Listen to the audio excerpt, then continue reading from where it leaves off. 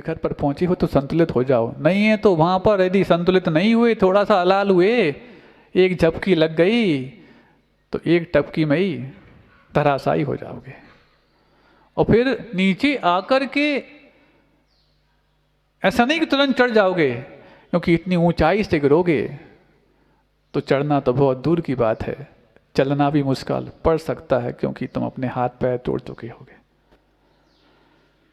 महाराज डरा रहे हो आप तो, सच्चाई बताओ तो डर जाओ, और गफलत में जियो तो तुम अपने आप में आनंदित हो। इसी आनंद के कारण तो संसार की गफलतें आज तक मौजूद हैं। वही उधेड़ बुन, वही सब कुछ चलता रहा। बच्चों को तो कई बार समझाने का प्रयास करते, और बच्चों को समझाने के बाद हम समझदार हैं ऐसा कई बार अनुमान भी करते, और अनुमान करो तो कोई बात नहीं, अभिमान भी करते कि नहीं करते? बेटा ऐसा नहीं करते। एक बार बच्चा पूछ ले, आप जब बच्चे थे तब नहीं करते थे क्या? लेकिन बेचारे उस बेटे को भी या उस बच्चे को भी तुम्हारा अतीत पता नहीं है, और तुम भी अपना अतीत भूल चुके हो। कभी कभी यूं ही हमने अपना मन बहलाया है, और जो बात खुद ना समझी दूसरों को समझाया है। ऐसे ही जीवन इस संसारी प्राणी का चलता रहता। ऐसी एक बार की बात, अच्छा दृष्टांत याद आ गया। एक गुरु का एक शिष्य था। गुरु मतलब ऐसे नहीं, कई प्रकार के लौकिक गुरु भी होते हैं और दूसरे गुरु भी होते हैं। तो वो चेला बहुत गलती करता, इतनी गलतियां करता कि गुरु भी उसकी इस गलतियों को देख कर सोचते कि इसको अब चेला बनाने से मना कर दिया जाए कि तू जा अपना हाल पर रहे। लेकिन फिर भी दया तो आती। कहें सीख गुरु करुणाधार। ये करुणा ही है जो बार बार गलती करने के बावजूद भी गुरु को तुम्हारे लिए हित का उपदेश देने के लिए, हित का मार्ग बताने के लिए प्रेरित करती है। नहीं है तो क्या है, वो अपने मार्ग को चल रहे हैं, और आपको यदि बीच बीच में चलाने का प्रयास करें और आप ना चलें तो जाओ तुम अपना काम देखो। लेकिन नहीं, ये गुरु की करुणा नहीं मानी जाएगी। क्योंकि अपने हाल पे छोड़ देना उनको तो ठीक है जिनकी अभी भवितव्यता पकी नहीं है, लेकिन जो भव्य हैं, गुरु के समीप आकर के कुछ पाना चाहते हैं तो उनको कुछ मिल जाए, ये करुणा बार बार उन गुरु को, उनके सामने जो हैं उनको कुछ हित का मार्ग बताने के लिए प्रेरणा करती है। तो बार बार गलती करता। गुरु ने सोचा जिस तरीके से आज तक मैं इसको समझाता रहा हूं, इस तरीके से समझ में आने से रहा इसको। तो कहा, सुन रहे हो? जी गुरु जी, आप लोग सुन रहे हो? हैं? उसने तो कह दिया जी गुरु जी, आप लोग सुन रहे हो? तो बस वो बोलता है जी ऐसा करना है, कुछ दिन के लिए मैं बाहर जा रहा हूं, और मैंने तुम्हें ये तो बता ही दिया कि तुम कहाँ कहाँ गलती करते हो। हाँ बता दिया, लेकिन मैं गलती करता हूँ लेकिन मान भी तो लेता हूँ ना। मैं ये तो नहीं कहता कि मैंने गलती नहीं की है। गलती को मानना ही पर्याप्त तो नहीं होता बेटा, गलती को सुधारना भी तो हो। अब कितना सुधार तो रहा हूं मैं, हमसे नहीं होता। कई बार होता है आप लोग के हित की बात, और ऐसा नहीं कि आपके कल्याण की बात तुम्हारे हित के लिए कही जाए, ऐसा नहीं। तुम्हारे जीवन में जो कुछ भी अहित हो रहे हैं तुम्हें बार बार बताया जाता है कि ऐसा नहीं करो, ऐसा खाओ, ऐसा पियो, ऐसा रहो, ऐसा पहनो, ऐसा करो। कर तो रहे हैं, हमसे नहीं होता। ये हमसे नहीं होता एक ऐसा एक सेफ जोन है जिसको कहकर के बात समाप्त हो जाती है। सुन लिया ना, हमसे नहीं होता। सुन रहे हैं आप लोग? आप भी कह देते हैं हमसे नहीं होता। देखो आपका स्वास्थ्य ठीक नहीं है, आपका शरीर अलग टाइप से है, आप ऐसा करोगे तो ऐसा हो जाएगा। हाँ कर लेते हैं, कुछ दिन किया, क्यों बंद क्यों कर दिया? हमसे नहीं होता। तो ऐसे ही वो चेला था, उसने कह दिया, करते मान तो लेते हैं। तुम मान लेते हो, इसको तुम अच्छाई मान रहे हो, लेकिन तुम सुधारते नहीं हो। पहले इसको गलती तो मानो। कम से कम तो अच्छे हैं जो गुरु की बात सुनते ही नहीं है, मानते ही नहीं है। हाँ, बस ये जो उदाहरण हम तुलना में लाते हैं, कम से कम उनसे तो अच्छे हैं। अरे गुरु तुम्हें अच्छा कहे तो बात अच्छी है, तुम खुद कहने लग गए हम उनसे तो अच्छे हैं। तो महाराज मोटिवेशन, सेल्फ मोटिवेशन भी तो होना चाहिए, इससे कॉन्फिडेंस भी तो आता है। वाह वाह, कॉन्फिडेंस की परिभाषा तुम्हें गुरु नहीं बताई हो, तुम उनको गुरु को बताने लग गए। नहीं है तो फिर हम कॉन्फिडेंस लूज कर जाएंगे, तो फिर हम कुछ नहीं कर पाएंगे। इसलिए हम बोलते रहते हैं हम अच्छे हैं, हम अच्छे हैं। तुम कुछ गलत नहीं कर रहे, इसको अच्छाई मान बैठे हो। तुम ये भी तो मानो तुम कुछ और अच्छा नहीं कर रहे, इसको पहले गलती मानना शुरू कर दो। तो अब वो गुरु जी बोलते, देखो सुनो, तुम्हें पता तो है तुम गलती कहाँ करते हो? जी गुरु जी, मैं कुछ दिन के लिए बाहर जा रहा हूं। क्यों गुरु? अब क्यों नहीं पूछो, जा रहा हूं और तुम्हें यहां रहना है। कब लौटेंगे आप? हाँ 15 दिन में लौट आऊंगा। तो 15 दिन में लौट आएंगे ना? मुझसे हिसाब मांगता है। ऐसा गुरु ने तो नहीं कहा, लेकिन कोई कह सकता है। खुद का हिसाब तो रखता नहीं, मुझसे हिसाब मांगता कि 15 दिन में लौट आओगे कि नहीं। हाँ तो सुनो, ऐसा करना है, तुम जितनी गलती करते हो, अब तुम्हें मैं तो बार बार देख नहीं पाऊंगा, लेकिन तुम तो देखते हो तुम कहाँ गलती करते हो। हाँ देखता हूँ। बस इतना सा करना है, ये लकड़ी का तख्ता है, इस लकड़ी के तख्ते में जितनी तुम गलती करो उतनी कील ठोकते जाना। और सुधार लूँ तो? हाँ चलो कोई बात नहीं, सुधार लो तो उस कील को निकाल भी देना, इतना भी कर सकते हो। चलो कम से कम उस शिष्य ने गुरु के जाने के पहले ये बात तो कही, सुधार लूँ तो उन्होंने तुरंत दे दी। हाँ जैसे अब ना शांतिहारा करने नहीं आ रहे पेनल्टी लगेगी, और आ गया तो शाबाशी मिलेगी। तो यदि यदि मैं गलती करूं तो कील ठोकना है, और मैं सुधार लूं तो हाँ निकालते जाना, कोई बात नहीं। कम से कम वो सुधारने की बात कह तो रहा है। चलो गए, कील ठोकता जा रहा है। 1 दिन हुआ, 2 दिन हुआ, 3 दिन हुआ। जब तक गुरु सामने होते हैं तब तक गलतियों को बताने का जिम्मा हम गुरु पे थोप देते हैं। तो उस जिम्मेवारी को गुरु पे थोपने पर हमारी गलतियों का मूल्यांकन ठीक से नहीं कर पाते। लेकिन जब गुरु सामने से चले जाते हैं, उस समय हम कहाँ कितने अंधेरे में थे, और गुरु हमारे लिए कितना प्रकाश देकर के हमारे लिए हल्का बनाए रखे थे, समझ में आता है। तो हर गलती बहुत भारी पड़ने लग जाती। सुन रहे हो आप लोग? दिवाली हो गई है तो महाराज ये वाली बात मत कहा करो। नहीं, हम तो वो कहानी सुना रहे हैं जो आपको हम कहना चाह रहे हैं।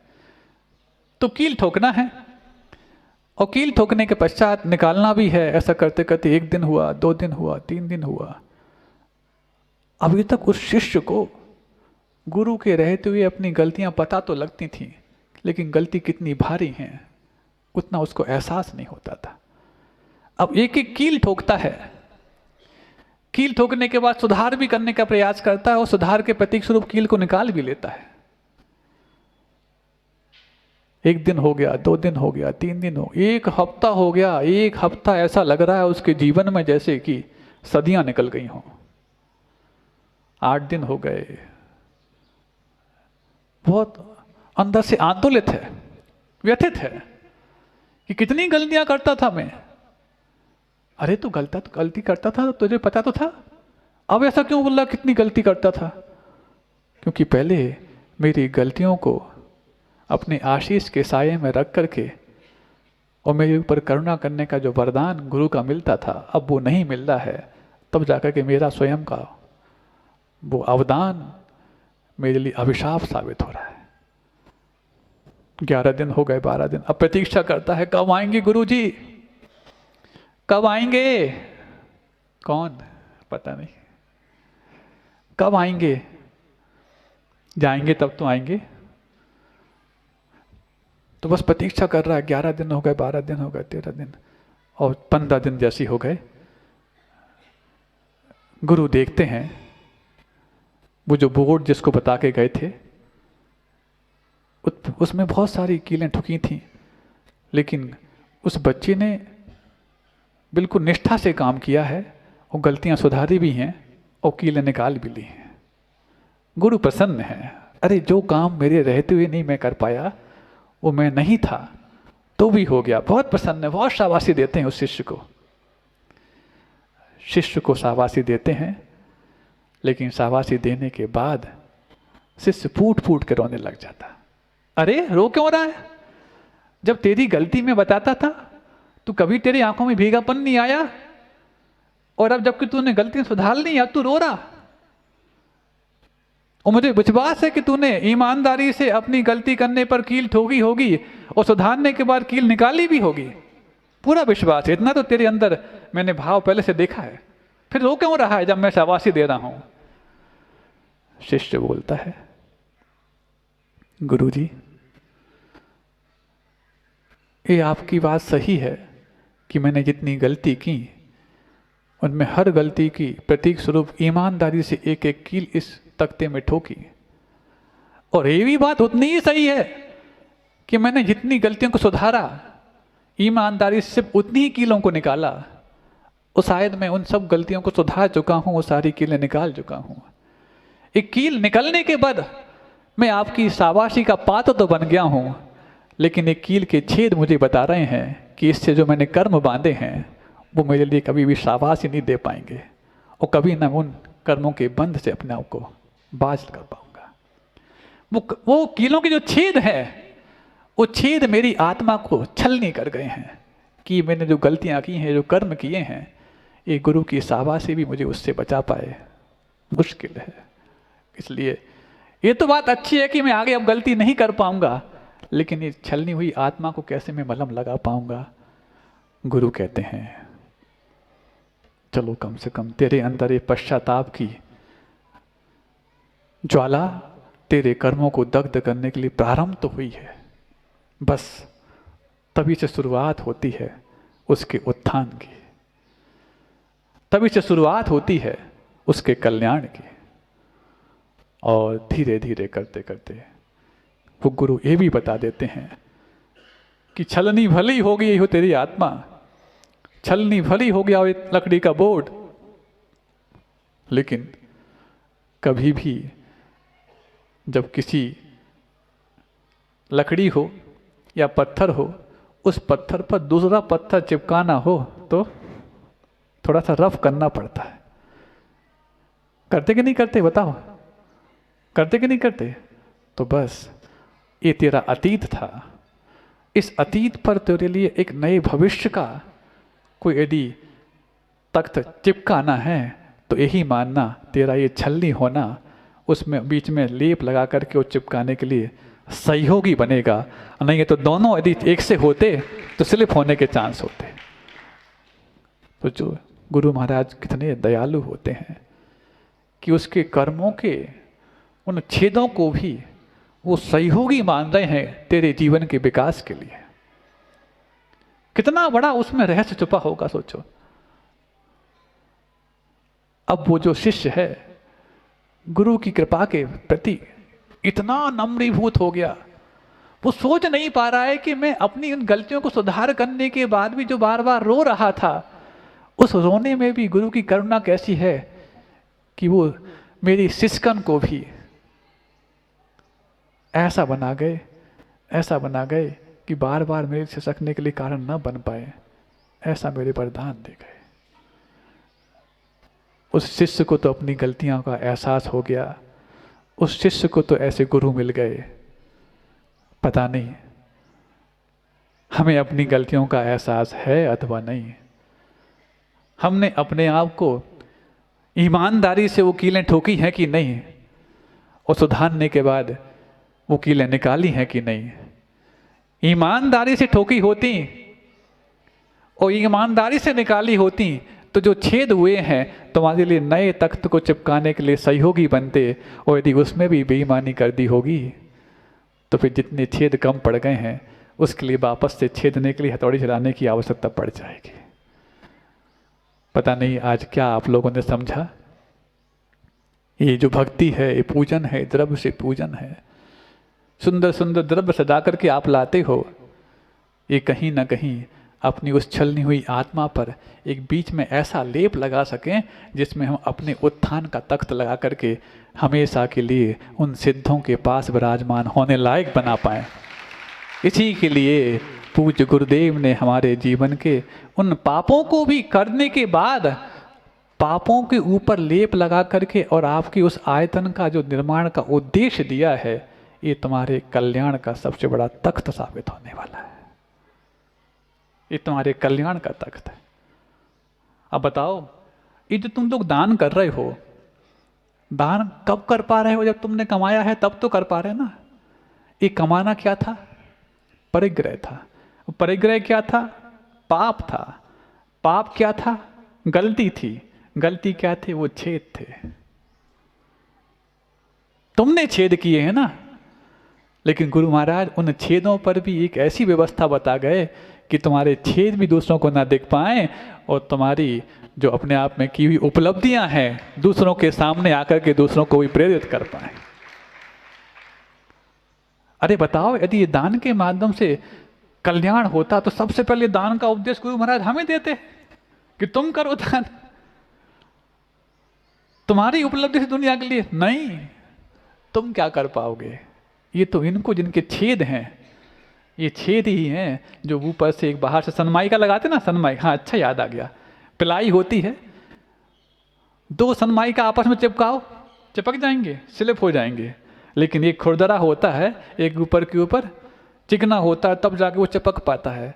तो तुम्हारा सनमाइका का ऊपर का जो चिकना सरफेस है, ये तब सामने आया जब उसके पीछे तुम्हारे गलतियों का छेद भरा।